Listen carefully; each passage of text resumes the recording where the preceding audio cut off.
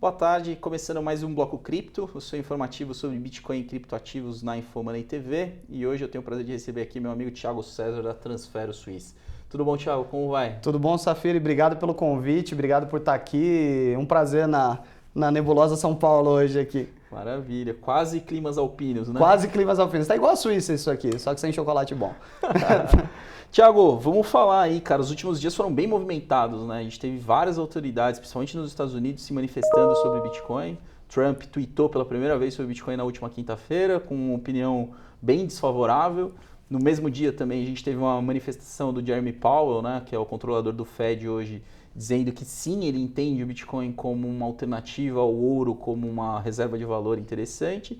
E ontem a gente teve Steve Mnuchin, que é o secretário de Finanças dos Estados Unidos, que seria o equivalente ao nosso ministro da Economia, dizendo que as cryptocurrencies em geral podem ser sim uma ameaça ao sistema financeiro, né? Queria entender com você qual que é a sua leitura dessas declarações. Bom, eu acho que o contexto macroeconômico é muito claro, né? Depois que você teve a Libra de uma grande corporação sendo anunciada na grande mídia, você chama a atenção de chefes de Estado, você pode ver que as câmaras, a justiça americana quer regular, já quer multar algo que nem existe, por exemplo. Então eu achava que era questão de tempo de algum líder de Estado, né, como por exemplo o Trump, fazer algum tipo de manifestação. E aí a gente estava até conversando antes, né? A gente tem certeza que no caso da cripto, a notícia ela vem depois do preço. Então a mídia começou a reportar, Trump fala sobre Bitcoin, por isso que o preço subiu. Aí o preço começou a cair, o pessoal, o Trump falou mal, então por isso o preço caiu. Eu acho que os estados estão começando a ver o certo risco sistêmico das criptomoedas, né? Lá em 2014, 2015, o Fed de Boston já lançava papers, mas a relevância disso não era tão grande. Hoje, quando você tem um mercado multibilionário, você tem players institucionais entrando, eu acho que os estados começam a ver, poxa, isso aqui pode afetar a nossa capacidade de fazer política monetária. Então, acho que está tudo indo por esse caminho, né? Os estados vão ter um duelo aí com esse mundo descentralizado. Uma coisa interessante também é que, lendo nas entrelinhas das declarações, o que a gente percebe é um sentimento de impotência em relação ao Bitcoin e, ao mesmo tempo, uma vontade de pesar a mão nessas iniciativas de criptocorporativas, né? Você tem a mesma leitura? A mesma leitura. Eu acho que as criptocorporativas, elas já nascem com um ponto de falha, elas podem ser atacadas, né? O Bitcoin, ele é completamente descentralizado, ele não tem alguém para você botar na cadeia ou para ligar, né? Não dá para prender o Satoshi Nakamoto. Então essa talvez aí seja a vantagem da parte da criptomoeda original, né? Eu, por exemplo, não considero essas criptos corporativas criptomoedas, né? São criptoativos, são criptoativos, mas não criptomoedas. Eu acho que para ser uma criptomoeda tem que seguir o ethos que começou lá atrás com as criptomoedas centralizadas. O ponto de falha, aliás, eu falei isso no Futurama, um evento em Montenegro que aconteceu há 2 semanas atrás, que justamente as pessoas achavam, mas vai tomar conta do mercado. Facebook vai lançar sua criptomoeda e vai ser divisor de águas e vai acabar com tudo. Não, o Facebook é extremamente liable às instituições estatais, né? Então, eu vejo muito dessa forma. Eu acho que os estados já se veem impotentes em mexer na economia há algum tempo. Você tem o exemplo do Banco Central Europeu tentando atingir uma meta de inflação para que o juro não seja mais negativo, mas já se consideraram até helicopter money, quantitative easing, que nada mais é do que um termo para falar vamos imprimir dinheiro e dar liquidez, só que não houve reação da economia. Então eu acho que os bancos centrais chegaram num paradigma dos países desenvolvidos onde eles não têm mais instrumentos para afetar a economia com tanta efetividade, e aí eles veem a criptomoeda contribuindo contra isso, né? E eles falam, poxa, o que vai ser do futuro? Será que a gente vai existir? Né? Num quesito de o Banco Central é um experimento, né? Há quanto tempo a gente tem Banco Central no mundo? 400 anos? O Banco de Amsterdã lá, 1600. E agora eles estão... Como é que a gente vai influenciar a economia? Como é que a gente vai buscar um target de inflação ou fazer a taxa de juros voltar a ser positiva? Não está funcionando. Tá complicado. Então eu vejo um medo, sim, eu vejo um medo. As alternativas de política monetária heterodoxas do livro-texto praticamente já foram todas utilizadas, né? Todas utilizadas, exageradas e impossíveis de ser explicadas em seus resultados, né? Porque um cenário de juros negativo era impensável no mundo de 20 anos atrás, né? Deve ter alguém lá no Unicamp pensando em alguma medida para salvar o euro, né? Com certeza. E aí a gente sabe do desastre que vai vir, né? A gente já tem certeza, né? Precisamos exportar alguns economistas. Exatamente. Da Europa. Exatamente. Legal. Tiago, você está lá imerso na operação de vocês que fica baseada na Suíça, né? Sim. E lá, como a gente estava comentando antes de entrar no programa, a tese da diversificação em Bitcoin, especialmente como um ativo de reserva, né, e Sim. contracíclico em relação aos ativos tradicionais, já está bem mais madura do Sim. que aqui, né? Queria que você contasse um pouquinho de como tem sido isso, da sua interação com investidores mais qualificados. Claro. A nossa empresa começou no Brasil em 2015 e a gente expandiu para a Suíça em 2017. Para nós estava muito claro esse cenário de institucionalização do mercado, né? Talvez demore um pouco mais aqui no Brasil, mas lá fora já é algo premente. Os bancos já estão integrados a corretoras de criptomoedas, então esse movimento já está muito claro. A questão do ativo anticíclico, eu acho que as palavras do Fed recentemente são justamente nessa direção, né? Quando você tem bancos centrais considerando colocar um pouco de criptomoedas ou vislumbrar essa possibilidade dentro dos seus balanços, você vê que esse ativo tem algo de diferente. Muita gente usava o ouro, né, como ativo anticíclico tradicional, mas o Bitcoin, eu diria algumas outras criptomoedas, não todas, é importante frisar isso, né, porque a gente tem mais de 2.500 e nem todas têm essa característica, eles podem servir para um propósito muito melhor, né, fungibilidade, velocidade de transação, independência, então eu acho que essa tese está muito bem confirmada. A nossa empresa recentemente criou a tese central de investimentos de que o mundo está arrumando para talvez uma nova quebra, né? A nossa tese é de que os ativos estão sobreprecificados, os preços estão errados em diversas economias, né? A gente tem um cenário aí traçado de que Itália é uma bomba relógio na zona do euro, então nós estamos ali na Suíça, que não é zona do euro, mas né, estamos inseridos ali no contexto. Estão respirando esse Estão contexto. respirando esse contexto. Se você fizer um Texas Ratio aí dos bancos europeus, você vai ver que são bancos que não dão dinheiro, precisam viver alavancados muito mais do que os bancos americanos. Tudo convergindo aí para um cenário de algum problema macroeconômico, né, sistêmico. Queda de população. Queda de população, trade war com China, a Rússia incontrolável ali do lado, a gente tem muito negócio na Rússia, então a gente tem esses contatos. Então, desenhando esse cenário, nada mais lógico do que você criar um portfólio anticíclico, né? Uhum. E eu acho que para quem está assistindo, o anticíclico é justamente você ter um ativo que te protege das intempéries do mercado tradicional, né? E hoje, na nossa análise de correlação, a gente viu que a criptomoeda é completamente não correlacionada com os ativos tradicionais. E hoje as suas opções de diversificações são quais, né? Antigamente as pessoas compravam bonds para fazer algum tipo de diversificação contra risco de mercado financeiro. Taxa negativa. Taxa negativa. Hoje a curva de juros já inverteu, acho que até título de 15 anos do Banco Alemão e etc. Então você não tem mais a opção de diversificação via títulos, criptomoeda. E os fundos institucionais, os players institucionais, family offices europeus já entenderam isso. E tanto é que nós já fomos abordados por family offices, fundos de pensão suíços já vieram falar com a gente para colocar um pouco nessa nova classe de ativos. Qual que é o tamanho da alocação típica que um fundo desse aporta quando entra para o mercado? Os números que a gente trabalhou, mínimo 50 milhões de francos. Esses são os números que nós temos lá de mais ou menos 50 milhões de dólares. 50 milhões de dólares, que hoje o franco está bem próximo ao dólar. Isso é menos de 1% do total. Muito menos de 1% do total. E eu acho que essa tese está comprada lá na Europa, né? Talvez aqui no Brasil seja um pouco mais difícil esse diálogo, até porque algumas limitações que você tem, né? Das fundos brasileiros investirem em criptoativos, que ainda etc. tem também juro real positivo. Tem, né? Juro real enquanto, positivo. Sabe, sei lá até quando. Por enquanto, sem dúvida nenhuma, mas na Europa não tem mais saída, né? Ou ele diversifica, ele olha para o upside que esse tipo de ativo pode te trazer, ou ele vai ficar para trás, né?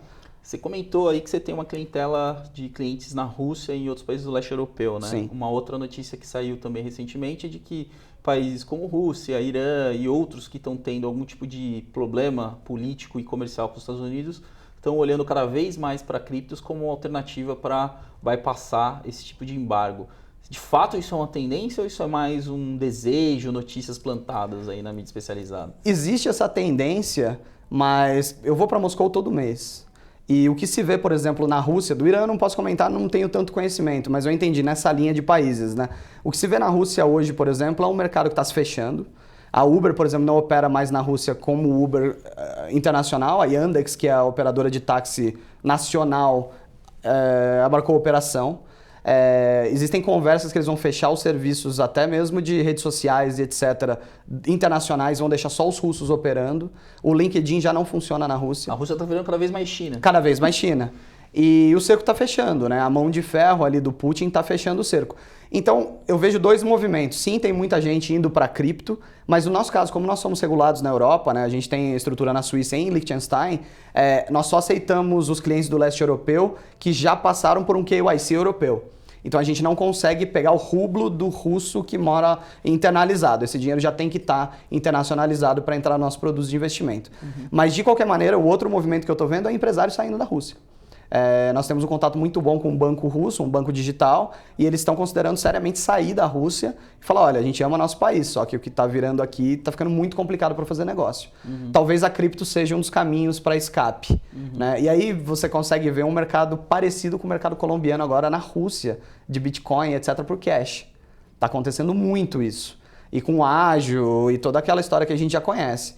Então, isso mostra que o pessoal está querendo fugir, né, desse contexto. Eu acho que o russo não está mais bancando a posição do governo dele. Eles perceberam que é um negócio perigoso lá na Rússia, o que pode acontecer ali. O carro-chefe de vocês é o Bitcoin, sempre foi, mas vocês também estão olhando para outros criptoativos, né? Sem dúvida. Como é que se dá a produtização disso, né? Como que um cliente que procura Transfero consegue ter exposição a outros criptoativos além de Bitcoin? Hoje as nossas estratégias elas são delimitadas, né? Nós temos de fato uma mesa quant dentro da empresa, então a gente tem gente de Wharton, a gente tem gente muito qualificada trabalhando hoje dentro da empresa. Toda a estratégia é de gestão ativa. Nós não gostamos de posições buy and hold, porque a maioria dos produtos tradicionais do mercado, eles são posições de long, geralmente em Bitcoin ou no top 10 pesado pelo CoinMarketCap, por exemplo. Né? No nosso caso não, a estratégia é ativa. Então o que a gente faz é um mix de criptomoedas, alguns fundamentos, a gente separa entre criptomoedas originais, né, lá do passado. A gente coloca no mix de portfólio algumas que se propõem a ser redes ou sistemas. Ethereum, Neo, todos que se propõem a ser plataformas de lançamento de algum tipo de aplicação, Stellar e etc. E nós misturamos isso com ativos também. Então, mais recentemente, na nossa estratégia, a gente começou a compor ouro na estratégia para reduzir o drawback da cripto. O que a gente percebeu é que os players institucionais, eles gostam da ideia de cripto agora. Compraram a tese, mas eles não gostam de uma queda de 80%, 70% e segurar essa queda e contar que esse produto vai voltar e ele vai ter o upside. Então a gente está tentando mitigar os drawbacks, os drawdowns, né, do Bitcoin e das criptomoedas com ativos um pouco mais ortodoxos, digamos assim. Então a nossa estratégia é bem composta nesse sentido, né? A gente opera ativamente no mercado. Essa semana a Transfero aí anunciou publicamente uma novidade muito importante para o mercado brasileiro, né? Queria que você contasse um pouco sobre o BRZ, o projeto de stablecoin que vocês acabaram de lançar. Essa ideia ela surgiu no ano passado. A gente criou um white paper extremamente robusto até sobre stablecoins. Para o assinante, para quem está assistindo que conhece, né? A primeira stablecoin lançada foi o Tether Dollar e ela serve a um propósito muito específico, né? Ela é um trilho entre corretoras por causa de um problema bancário que você tem hoje na maioria das corretoras de criptomoedas, né? Muitas delas não têm contas bancárias e muitas delas têm contas bancárias ruins. Então hoje, para alguém que está operando, por exemplo, na corretora de Hong Kong e quer fazer uma arbitragem com uma corretora em Nova York, por exemplo, o tempo dele tirar o dinheiro em dólar de uma, fazer o SWIFT, mandar para outra, ele já perdeu a janela de oportunidade ou ele precisaria estar posicionado nas duas para fazer esse tipo de operação. Então o Tether ele resolve um problema micro, né? Ele resolve um problema de liquidação, né, de settlement. Quando você expande o conceito de stablecoin para países em desenvolvimento, você chega em modelos mais interessantes. Por exemplo, pela primeira vez na história, o brasileiro agora vai poder operar um token, né, o BRZ, uma stablecoin lastreada em reais, com reservas em reais, ou seja, um token denominado em reais, num book internacional de uma corretora internacional. Então, o usuário brasileiro, ele não só vai ter uma vantagem micro de facilidade de transação entre corretoras, ele vai ter uma vantagem macro, porque agora ele não vai precisar dormir em dólar, dormir em Bitcoin, dormir em Ethereum, que são ativos voláteis frente ao real brasileiro, porque no fim ele vai pagar as contas dele em real, né? Então, o usuário brasileiro hoje pode acessar books internacionais, como o da Bittrex, da Bitforex, usando um stablecoin brasileiro denominado em reais. E a gente ficou muito feliz em lançar. Nós estivemos em São Francisco, falamos com o pessoal da TrueUSD, que para nós é o benchmark do mercado. Apesar do Tether ser a maior stablecoin, A gente acredita que o TrueUSD tem o melhor modelo de governança, eles têm um trust fazendo uma gestão apartada, transparência, eu acho que isso é muito importante. Então nós fomos lá, encontramos o pessoal da TrueUSD, foram eles que nos introduziram o pessoal da Bittrex, porque a Bittrex não lista qualquer token sem uma due diligence muito pesada.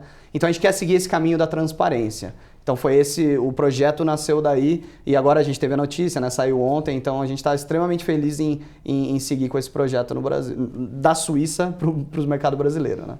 E ganha um apelo especial nesse momento de Brasil, né? Com a melhoria dos fundamentos, pós-aprovação da reforma da Previdência, toda a leitura de que o dólar tende a ser pressionado por aqui, né? Então, sem dúvida. Estar posicionado num ativo atrelado ao real é mais vantajoso do que você estar exposto em dólar indiretamente, seja com Tether, com TrueUSD ou qualquer outra stable dolarizada. E isso não acontece com frequência, né? A gente pode dizer que é um momento único agora, né? A gente teve aí anos e anos, vamos dizer, os últimos 20 anos, onde você está posicionado em dólar era uma boa ideia, né? Porque a perspectiva econômica era de que o dólar ia subir, mas nesse caso concordo com você, eu acho que os fundamentos têm melhorado e eu acho que o brasileiro ele precisava, né, de um instrumento para operar na moeda, né, como se fosse com a moeda local, né? É importante frisar que não é um real, né? O BRZ ele é precificado em reais, mas de forma alguma ele é um substituto à moeda corrente nacional, ele é um token que tem um preço, é um instrumento sintético e que ele roda em exchanges de criptoativos, né? Ou seja, ele pode trocar por outros criptoativos e operar com mais. Para quem gosta de fazer um hedge, o BRZ entra muito bem. Essa é a ideia. Agora vamos ampliar um pouco a conversa, Thiago. A gente já se conhece há algum tempo, né? Acompanhei sua trajetória. Eu queria que você contasse um pouco para as pessoas como que você caiu nesse universo, um pouco também da sua pesquisa acadêmica. Sim. E também um pouco da trajetória da Transfero, desde a fundação até o estágio que vocês chegaram hoje. Eu estava até pensando, antes de vir para cá, eu estava pensando, eu vi aquela nossa foto, porque eu conheci o Safira foi 2014 em Londres, que a gente participou de um meetup lá acho que o Antonopoulos estava lá, foi sensacional. E nessa época eu estava no Institute of Economic Affairs, né? E eu estava fazendo um trabalho acadêmico sobre criptomoedas, né? Como empresas poderiam utilizar, na época, o Bitcoin para pagamentos internacionais, contratação de funcionários globalmente. E, ao mesmo tempo, eu estava fazendo meu mestrado na Universidade de Londres, onde eu convenci a universidade a me deixar fazer uma tese em criptomoeda, que foi um desafio muito grande. Lá em 2014, né? 2014 para 2015. E nessa época era muito difícil você convencer uma universidade tradicional a fazer uma tese, né, em cripto, porque as minhas fontes bibliográficas eram Reddit, eram fontes, né? Graças a Deus, naquela época, o Fed estava lançando alguns papers, o Bank of England estava falando sobre o assunto, então deu um pouco mais de robustez aí pro mestrado.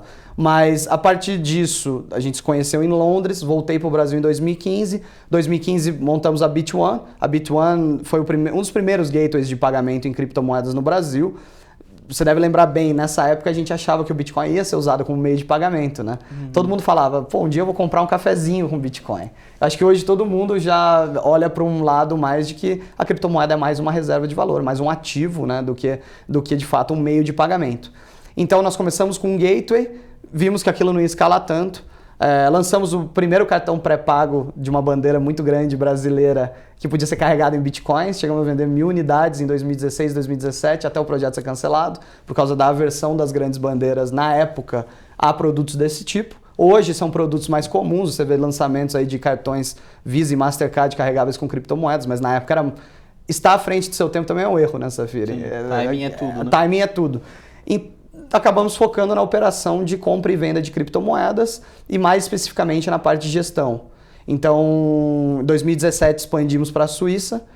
Foi até uma conversa que eu tive com um funcionário do Banco Central. Nessa época se conversava sobre como seria regulado esse mercado no Brasil e ainda não foi, né? Mas talvez isso esteja chegando cada vez mais próximo.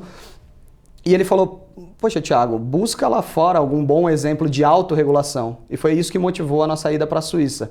A Suíça, para quem não conhece, é um mercado onde você tem Self-Regulatory Organizations, você tem SROs, né? E elas criam um ambiente de autorregulação no mercado.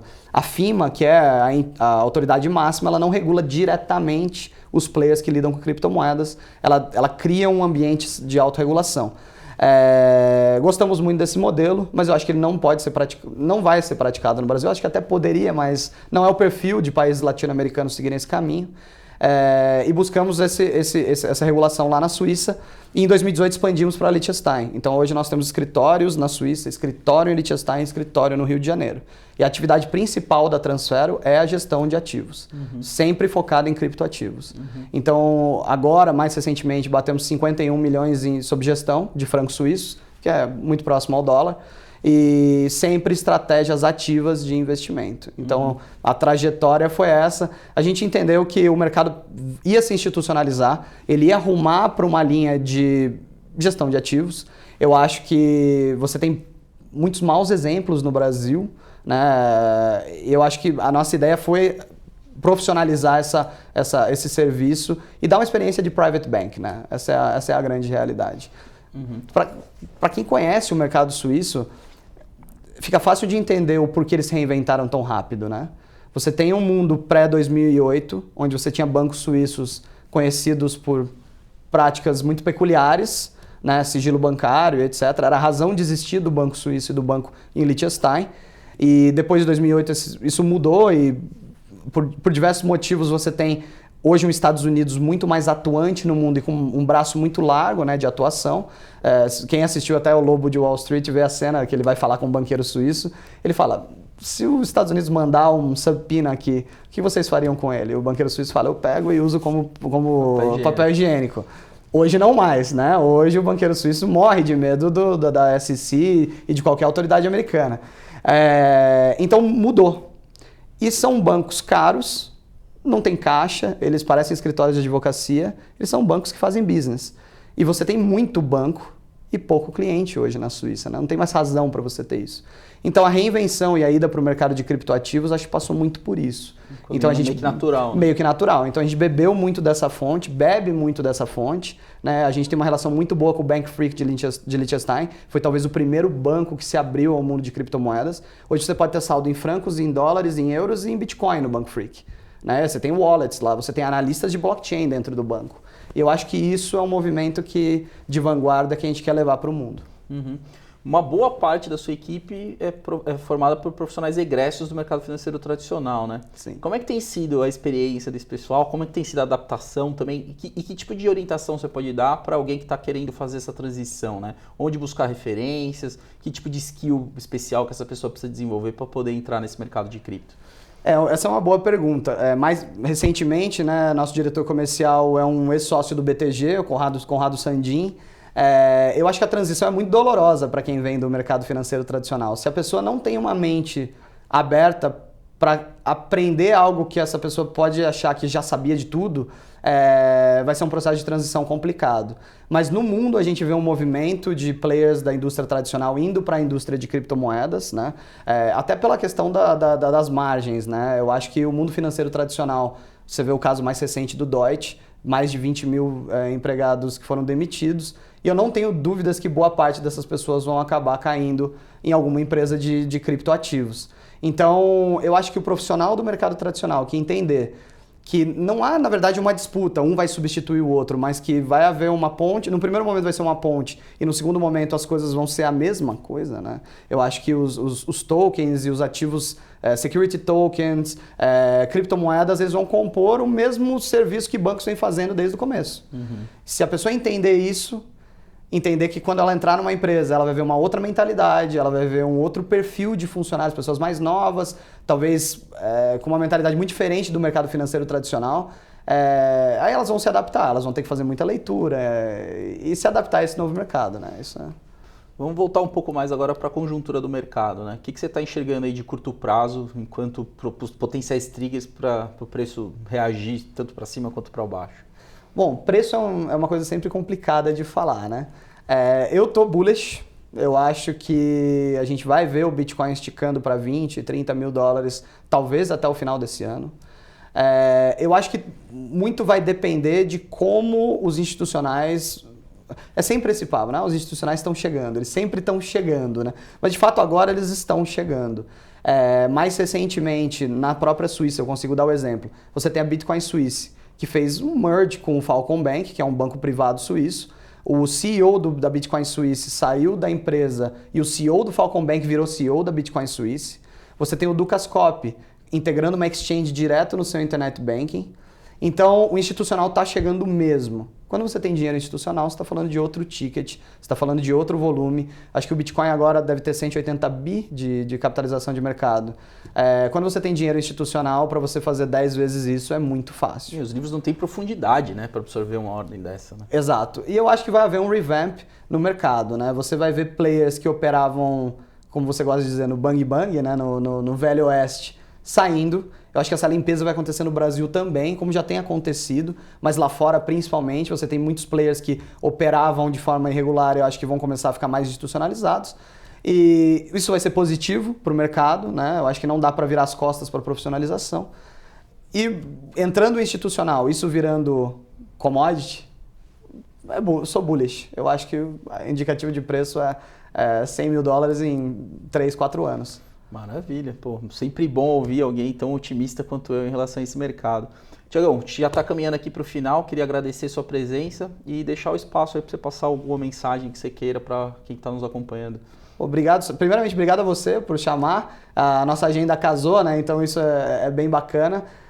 Para quem estiver assistindo, eu acho que vale a pena olhar para essa classe de ativo com muito carinho. Eu costumo dizer, eu acho que o Safiri também costuma dizer, que hoje quem não tem pelo menos 1 ou 2% da sua poupança olhando para criptoativos ou aplicado em criptoativos, está provavelmente perdendo aí um dos maiores upsides da nova história financeira pós-2008.